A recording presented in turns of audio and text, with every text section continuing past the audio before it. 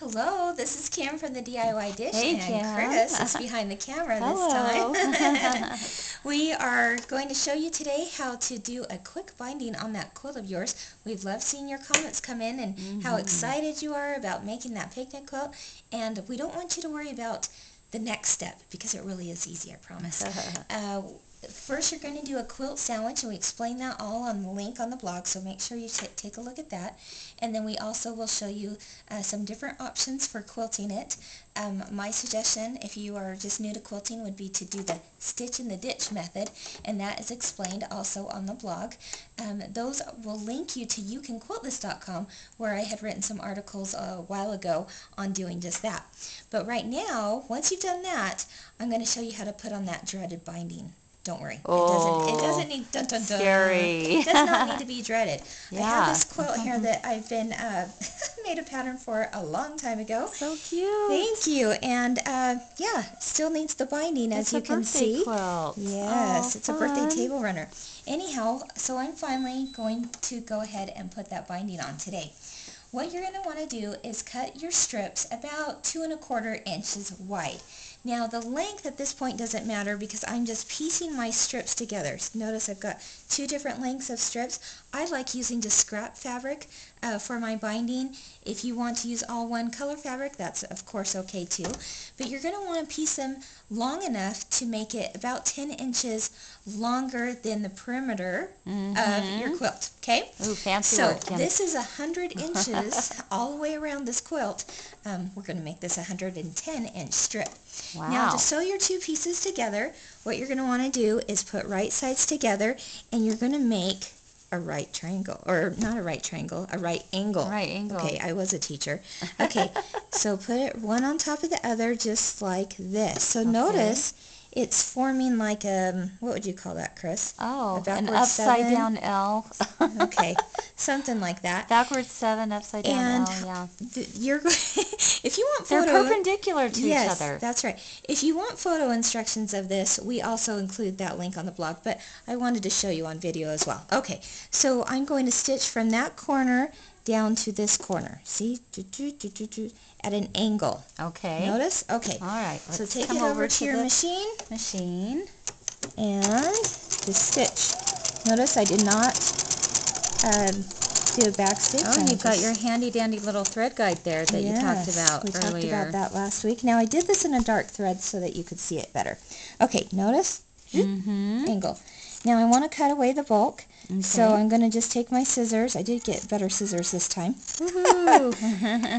Okay, and I am going to open that up, and look, you've got 2 joining fabrics. Yay. You're going to want to press that seam open, okay?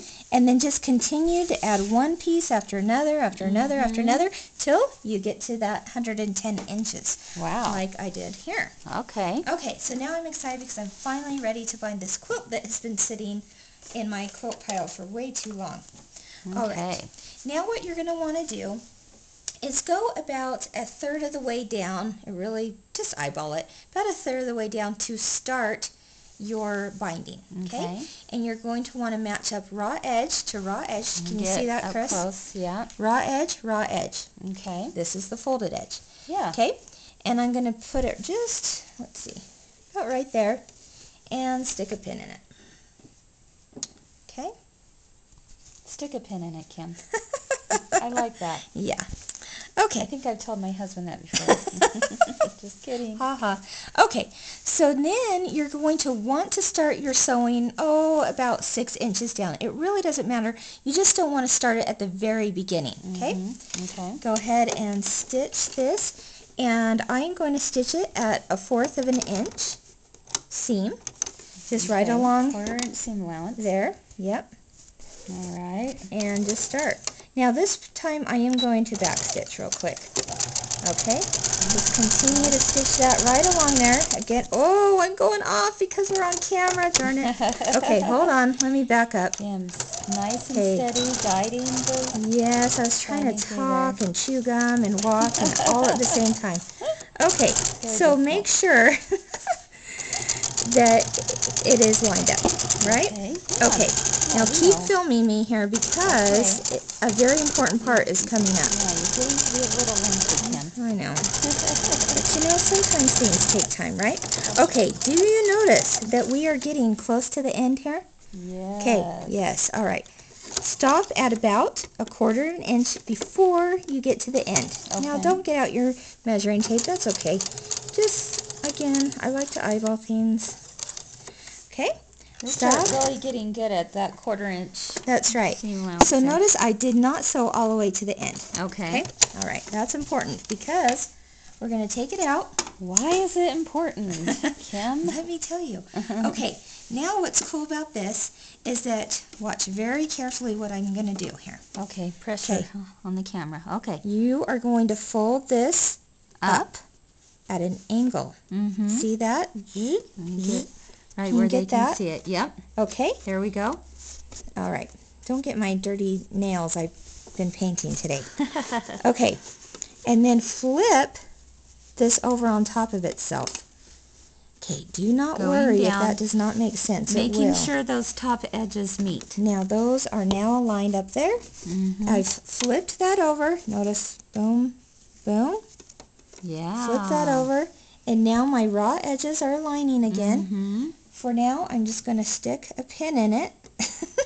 That does sound a little funny, huh? Yes. Okay, and then continue your sewing. Okay. So I would start at the edge. Again, my 1/4 inch. Starting at the edge.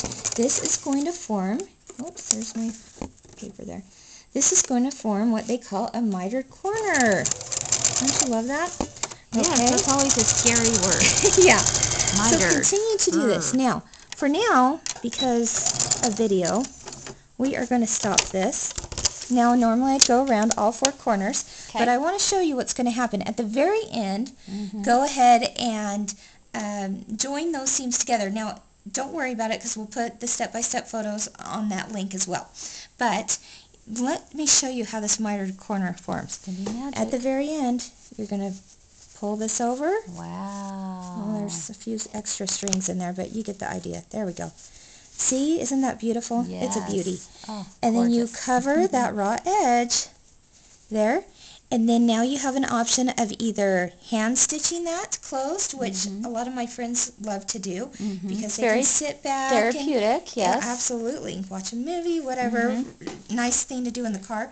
Hand stitch that to there. Or you can do what I do and sew it because I'm not very patient.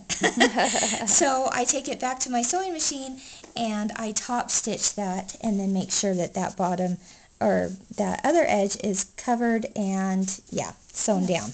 Okay? So that's all you do. Isn't that easy? It's beautiful. It will be beautiful in just a few minutes, but it really doesn't take very long. No, and I love how all the colors are, scraps of fabric come from the quilt itself. It's very cool. Yeah. Then I don't have to buy extra fabric because, a lot of times you do have extra fabric on hand, and so I like the piece look. Awesome. So either way, it's great. Again, we will provide you the links with the step-by-step photos, but we thought that video tutorial might be another good way to go. Okay? Great. Thanks, you. Kim. Okay, see you Monday. We just got done filming that episode, and I think you're going to like it. Awesome. Bye. Okay, see ya.